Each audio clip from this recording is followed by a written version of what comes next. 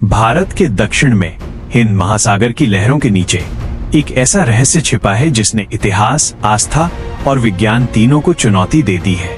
करीब 48 किलोमीटर लंबा एक पत्थरों का पुल जो भारत के रामेश्वरम को श्रीलंका के मन्नार द्वीप से जोड़ता है। दुनिया इसे एडम्स ब्रिज कहती है, लेकिन भारत में इसे कहा जाता है राम सेतु। सबसे बड़ा सवाल ये है, क्या ये सिर्फ समुद्र के नीचे बनी एक प्राकृतिक संरचना है या फिर ये वही पुल है जिसका वर्णन वाल्मीकि रामायण में मिलता है, जिसे भगवान राम की सेना ने लंका तक पहुंचने के लिए बनाया था। और अगर यह सच है तो क्या हजारों साल पहले इंसानों ने ऐसा अद्भुत इंजीनियरिंग चमत्कार किया था जिसे आज का विज्ञान भी पूरी तरह समझ नहीं पाया। साल 2002 में जब नासा के 13 सैटेलाइट ने हिंद महासागर की तस्वीरें ली तो वैज्ञानिक भी हैरान रह गए। समुद्र के उथले पानी के नीचे पत्थरों की एक सीधी चेन साफ दिखाई दे रही थी जो भारत से श्रीलंका तक फैली हुई थी। नासा ने इसे नाम दिया एडम्स ब्रिज। विज्ञान कहता है कि ये एक नेचुरल सैंड बैंक चेन है जो समय के साथ समुद्र की लहरों और कोरल रीफ से बनी। लेकिन यहीं से शुरू हुआ सबसे बड़ा विवाद। जब वैज्ञानिकों ने यहाँ के पत्थरों और रेत की कार्बन डेटिंग की तो जो नतीजे सामने आए उन्होंने कई सवाल खड़े कर दिए। यहाँ की रेत लगभग 4000 साल पुरानी पाई गई, लेकिन जो पत्थर उसके ऊपर रखे हैं वे 7000 साल से भी ज्यादा पुराने हैं। अब सोचिए, पुराने पत्थर नई रेत के ऊपर खुद ब खुद कैसे आ सकते हैं? क्या ये संभव है कि ये पत्थर कहीं और से लाकर यहाँ रखे गए हों? वाल्मीकि रामायण के युद्ध कांड में इस पुल के निर्माण का विस्तृत वर्णन मिलता है। कहा जाता है कि जब भगवान राम की सेना समुद्र के किनारे पहुंची तो लंका तक जाने का कोई रास्ता नहीं था।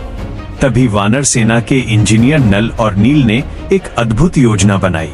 रामायण के अनुसार उन्होंने केवल 5 दिनों में समुद्र पर एक विशाल पुल का निर्माण किया।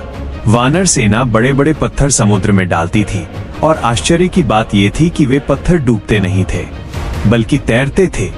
आज भी रामेश्वरम के कुछ मंदिरों में ऐसे पत्थर दिखाए जाते हैं जिन्हें पानी में डालने पर वे तैरने लगते हैं। आधुनिक विज्ञान इन्हें कहता है पमिस स्टोन। ये ज्वालामुखी के पत्थर होते हैं जिनके अंदर हवा भरी होती है, इसलिए वे पानी में तैर सकते हैं। लेकिन यहाँ फिर वही सवाल उठता है, अगर ये सच में प्यूमिस स्टोन है तो हजारों साल पहले ज्वालामुखी वाले इलाकों से ये पत्थर यहाँ तक कैसे लाए गए?